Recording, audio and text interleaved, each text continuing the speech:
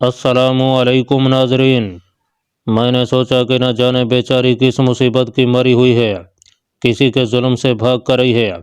इस वक्त तो इसको छुपा देता हूँ, बाद में मालूम कर लूँगा कि ये कौन है और इस पर क्या मुसीबत आन पड़ी है। मैंने कहा, मेरी चारपाई के नीचे छुप जाओ। वो जल्दी से मेरी चारपाई के नीचे घुस गई। मेरी चारपाई पर जो फलकारी नुमा चादर बिछी हुई थी, उसके पल्लू दोनों तरफ से कोठड़ी के फर्श को छू रहे थे। मैंने चारपाई से उठकर बत्ती रोशन कर दिया। अब मेरी कोठड़ी बिल्कुल खाली लगती थी। मैं बरामदे में आकर साधुओं की तरह आसन जमा कर बैठ गया, मगर मेरी आंखें खुली थीं और मैं दाएं बाएं कंखियों से बराबर देख रहा था। बारिश बदस्तूर हो रही थी, मगर ज़्यादा तेज नहीं थी। इतने में बड़े मंदिर की तरफ से दो आदमी दौड़ते हुए आते नजर आए। वो मेरे बरामदे के बाहर रुक गए। ये मंदिर के हट्टे कट्टे पुजारी थे। एक ने करीब आकर पूछा, साधु महाराज, इधर कोई लड़की तो नहीं आई? मैंने कहा, नहीं बाबा लोग, हमने तो किसी औरत को इधर आते नहीं देखा। उन्होंने मेरी कोठड़ी में गौर से देखा। कोठड़ी खाली पड़ी थी, चारपाई भी खाली नजर आ रही थी। उन्होंने आपस में कोई बात की और दौड़ते हुए आगे निकल गया। उनके जाने के थोड़ी देर बाद मैं हरिओम का जाप करता उठा। कुछ देर यूं ही बरामदे में इधर से उधर टहलता रहा, फिर कोठड़ी में दाखिल होकर दरवाज़ा बंद करके चटखनी लगा दिया। मैंने लड़की को आवाज़ देकर कहा, बाहर आ जाओ। वो लोग चले गए हैं। लड़की चारपाई के नीचे से निकली। उसके जिस्म पर सिर्फ एक धोती नुमा साड़ी के सिवा और कुछ नहीं था। वो चारपाई के कोने में बैठ गई। मैं उसे देखता ही रह गया। शायद मैंने इससे ज़्यादा खूबसूरत औरत आज तक नहीं देखी थी। उसने हाथ बांध कर कहा, भगवान के लिए बत्ती बुझा दे महाराज। उसने रोशनी में मेरा साधु वाला हुलिया देखकर मुझे महाराज कहा था। मैंने बत्ती बुझा दिया। कोठड़ी में एक बार फिर अंधेरा छा गया। मैं चारपाई पर बैठ गया और उससे पूछा, घबराओ नहीं, यहाँ कोई नहीं आएगा। जो लोग तुम्हारे पीछे लगे हुए थे वो यहाँ से मायूस होकर जा चुके हैं। ये लोग तो मंदिर के पुजारी थे। ये तुम्हारे पीछे क्यों लगे हुए हैं? तुम कौन हो? लड़की ने सहमी हुई आवाज़ में कहा, महाराज, मेरा नाम कुशीला है। मैं अनाथ हूँ। मेरे माता पिता स्वर्गवास हो चुके हैं। अपनी मासी के पास रहती हूँ। मैं स्कूल में पढ़ती हूँ। एक दिन अपनी मासी के साथ मंदिर में भगवान के दर्शन के लिए आई, तो बड़े मेहनत जी ने मुझे अपनी पत्नी बनाने के लिए चुन लिया। उसके आदमी मेरी मासी के घर आकर मुझे उठा कर ले गया। मैं रोती रही, मगर मेरी किसी ने न सुनी। मासी ने कहा, तू सौभाग्यवती है।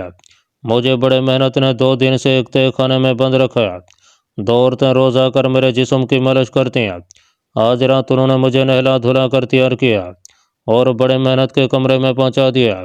बड़े मेहनत ने कमरे में आते ही पहले शराब पिया, फिर मेरी चोली नोचने लगा। उसने मेरी चोली फाड़ कर फेंक दिया। वो नशे में था। मैं दरवाज़ा खोलकर बाहर भाग गया।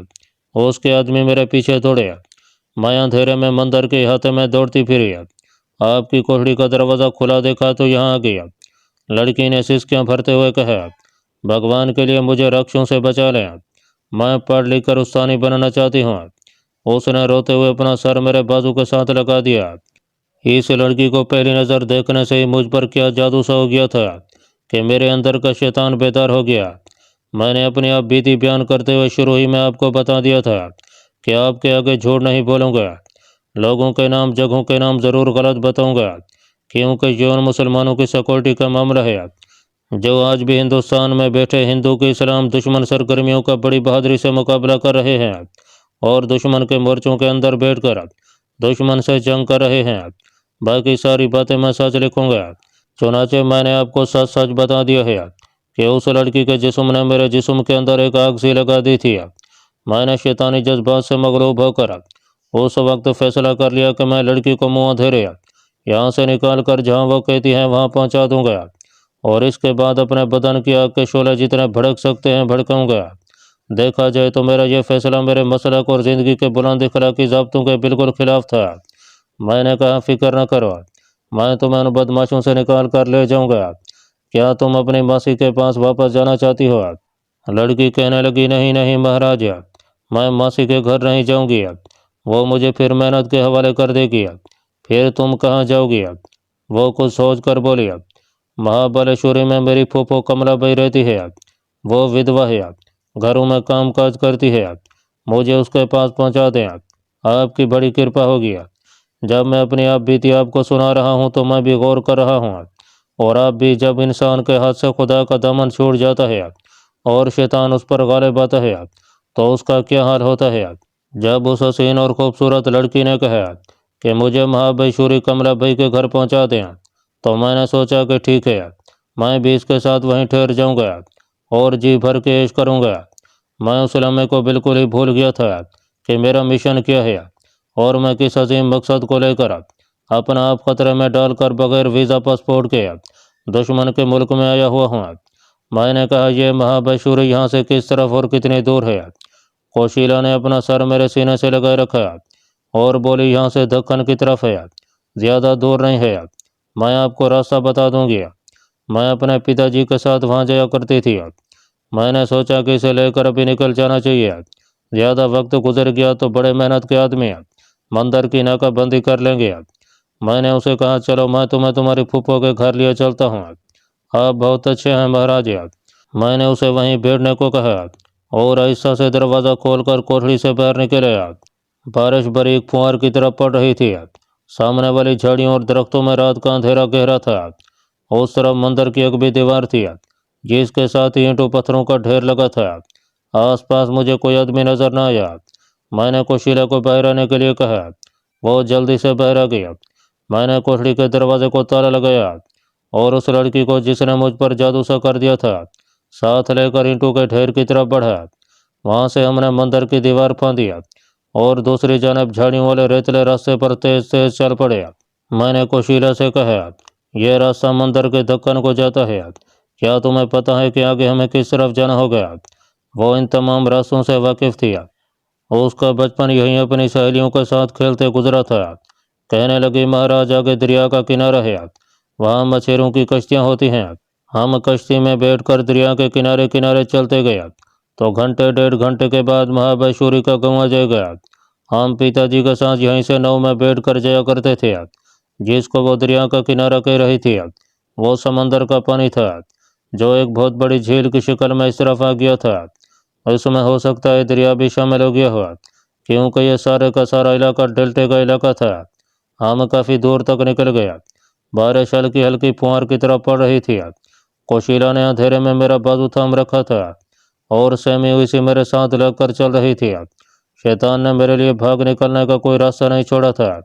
उस वक्त मुझे यह भी एहसास नहीं था कि मुझ पर शैतान गालिब आ चुका है।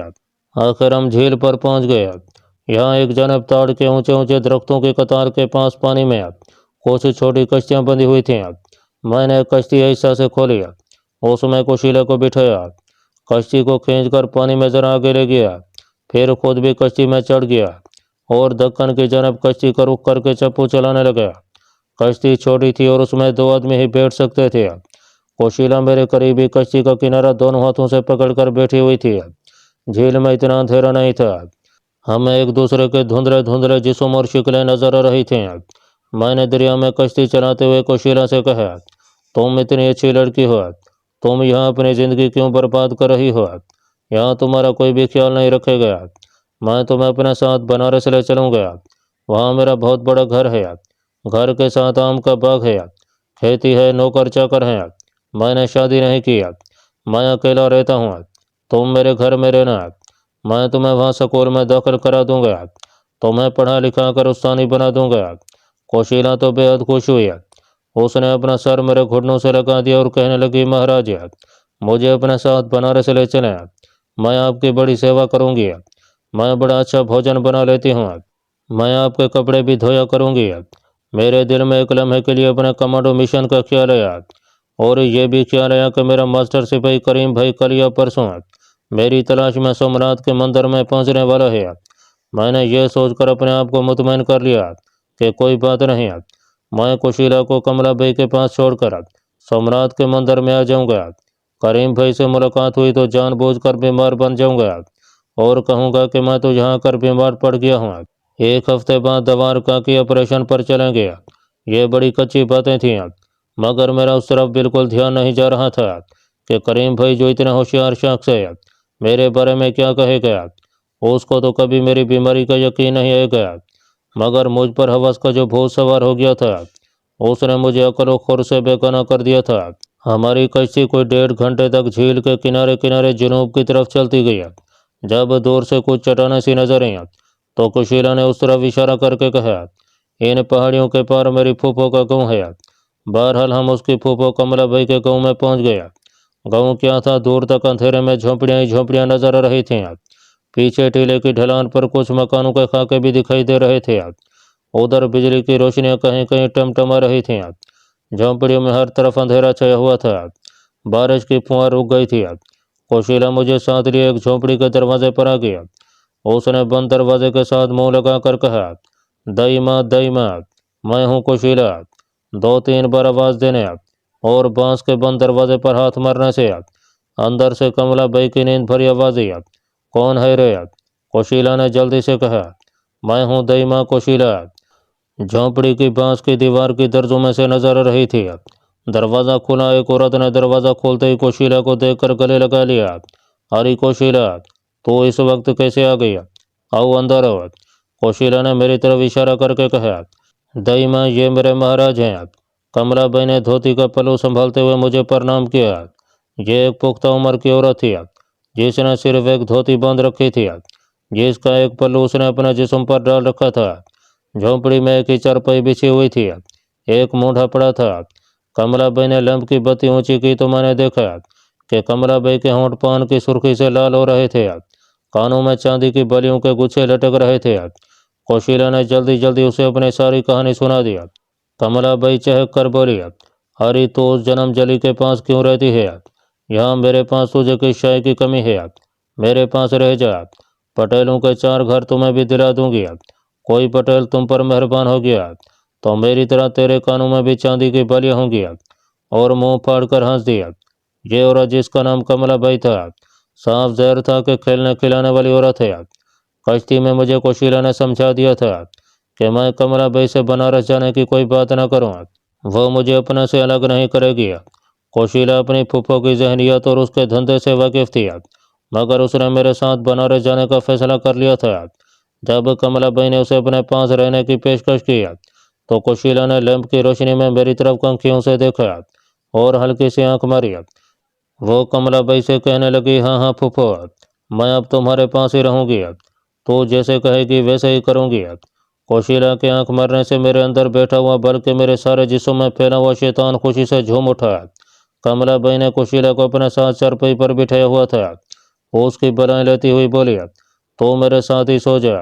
सुबह मैं तुम्हें बड़े पटेल जी के घर ले चलूंगी। मेरी तरफ देखकर कहने लगी, महाराज आपने बड़ी कृपा की जो इस बेचारी अनाथ लड़की को गुंडों से बचाकर मेरे पास ले आया। आप भी हमारे साथ ही चारपाई पर लेट जाएं। रात थोड़ी सी रह गई है। मैंने कहा, नहीं भाई जी, मुझे वापस जाना है। मैं उठकर झोंपड़ी से बाहर आया तो कोशिला भी मेरे पीछे पीछे बाहर आ गई। आहिस्ता से बोली, महाराज आप ना जाएं।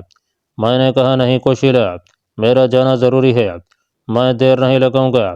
थोड़ा सा काम है उसे निपटा कर कल रात को ही वापस आ जाऊंगा और तुम्हें अपने साथ बनारस ले चलूंगा। कोशिला खुश हो गई। पिछली रात के अंधेरे में उसकी आंखें चमक रही थीं। कहने लगी, महाराज मैं आपकी राह देखूंगी। मैं दईमा को कुछ नहीं बताऊंगी। आप आएंगे तो हम यहाँ से भागकर बनारस चले जाएंगे। और मैं अंधेरे में उससे अलग होकर तेज तेज कदमों से झील की तरफ चल दिया। कश्ती को खींचकर मैंने किनारे पर झाड़ियों में छुपा दिया हुआ था। छोटी सी कश्ती थी। उसे दोबारा खींचकर झील के पानी में ले आया। उसमें बैठा और वापस रवाना हो गया। झील का पानी बिल्कुल साकन था। चापू चलाने में कोई दुश्वारी नहीं हो रही थी। आसमान पर बादलों के पीछे सुबह काज़िब की बड़ी हल्की हल्की रोशनी झलकने लगी थी। कश्ती में मैं अकेला था। कश्ती हल्की थी। मैं जल्दी मछेरों की इस बस्ती में आ गया जहाँ से हमने ये कश्ती चुराई थी। मछेरों की झोंपड़ियों में मछेरों की आवाज़ें सुनाई देने लगी थी। मालूम होता था कि वो जाग पड़े हैं। मैं कश्ती एक तरफ किनारे पर ले आया। कश्ती से उतरा और उसी रास्ते पर अंदाजे के मुताबिक चल पड़ा जिस रास्ते से कुशीला मुझे झील तक लाई थी। अभी रात का अंधेरा पूरी तरह नहीं छटा था। मैं अंदाजे से चल रहा था। ये वही रेतला रास्ता था जिसकी दोनों जानब झाड़ियाँ उगी हुई थीं। मुझे महसूस होने लगा कि चलते चलते मैं काफ़ी दूर आ गया हूँ, मगर अभी तक मुझे सोमनाथ के मंदिर की रोशनी नजर नहीं आई थी। मुझे ख्याल आया कि कहीं मैं रास्ता तो नहीं भूल गया। मैं रुक गया। अंधेरे और आसमान पर आहिस्ता आहिस्ता फैलती रोशनी के धुंधलक्के में मैंने जायजा लिया। मुझे यकीन हो गया कि मैं रास्ते से भटक गया हूँ। अब मुझे असल रास्ता तलाश करना था। मैंने मगरब की तरफ रुख कर लिया और रेत के टीलों में दाखिल हो गया। एक टीला ख़त्म होता तो दूसरा शुरू हो जाता। फूंक पड़ने लगी थी। टीलों के खाके और इर्द गिर्द का माहौल वाज़ेह होने लगा था। जिस ज़मीन पर मैं चल रहा था वो रेतली ज़रूर थी, मगर रेत सख्त होकर पत्थर बन गई थी। रेत के टीले ख़त्म होने में नहीं आते थे। मैंने सोचा कि वापस उसी राह पर पहुंचना चाहिए जहां से मैं इस तरह मुड़ा था। मैं वापस चल पड़ा, मगर अब मैं रेत की भूल भलियों में फंस चुका था। लाचार होकर एक टीले पर चढ़ गया। चारों तरफ निगाह डाली तो यह देखकर शशदर सा होकर रह गया कि मैं एक लक्कोदक सहरा में आ गया था, जहां मेरे चारों जानब जहां तक निगाह काम करती थी रेत के टीले ही टीले थे। मैं तो सर पकड़कर बैठ गया कि या अल्लाह, ये क्या माजरा है। मैं किस चक्कर में फंस गया हूँ। सूरज नहीं निकला था, मगर दिन की रोशनी फैल गई थी। मैंने एक बार फिर हिम्मत किया और मगरब की तरफ रुख करके टीलों के दरमियान चल पड़ा, ये सोच कर कि आखिर कहीं तो इन टीलों का सिलसिला ख़त्म हो गया। मुझे प्यास भी महसूस होने लगी थी, लेकिन मैंने उसकी परवाह न किया। कमांडो ट्रेनिंग के दौरान मुझे ज़्यादा से ज़्यादा देर तक प्यासा रहने की तरबियत मिली हुई थी, मगर बहुत जल्द मुझे महसूस हुआ कि प्यास मेरी बर्दाश्त से बाहर हो रही थी। मैं बड़ा हैरान भी हुआ कि इतनी जल्दी मुझे इतनी प्यास क्यों लग गई है, जबकि धूप भी नहीं निकली हुई थी। और जब मैं टीलों में दाखिल हुआ था तो प्यास का एहसास तक नहीं था। आहिस्ता आहिस्ता मेरा हल्क खुश्क होने लगा, होंठों पर पिपड़ियाँ सी जमने लगीं। मैं एक टीले पर बैठ गया और सोचने लगा कि यह सब कुछ क्या हो रहा है। मेरी समझ में कुछ नहीं आ रहा था। दिल यही कहता था कि मैं रास्ते से भटक गया हूँ और थोड़ी हिम्मत कर लूँ तो इन टीलों की भूल भलियों से निकल जाऊंगा। थोड़ी देर आराम करने से प्यास का एहसास कुछ कम हो गया। मैं फिर चलने लगा।